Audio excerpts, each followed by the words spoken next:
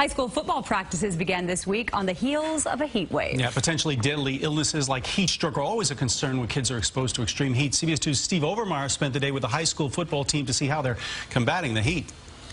In a summer of extreme heat, extreme precautions need to be taken. There's a little common sense involved. If it's really hot out, regardless of what the real field temperature is, well, you know, you're not going to run as much, you're not going to do as much, and of course you want to keep the kids as hydrated as you possibly can. New York State has created a new set of heat index procedures.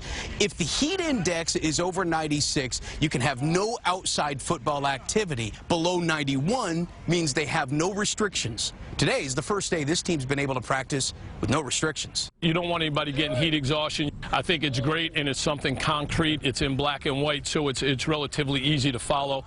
When the heat index is above 91, kids need to be monitored for heat illness. For every hour of activity, it's recommended the child gets 1 hour of recovery. And it's not enough just to hydrate during the day. You need to make sure that they get water the night before? Absolutely, the night before and 2 days before and so on. And they have all kinds of things now. I mean, Pedialyte, that stuff you give the little kids when they're babies, that's probably the best thing to drink to replenish. Coach tries to tell us to drink like a gallon of water a day. Does he? And when we go home, we're supposed to drink a lot of water to stay hydrated. The heat's not that big of a deal. Not really. We want it hotter. Yeah, we want it hotter. Turn up the heat. Coach T always says turn up the heat. Heat that should be forcing coaches to spend more time listening to Lonnie. And by the way, New Jersey has similar guidelines to the one we just highlighted for you of that New York school, and it does apply to all sports across the board.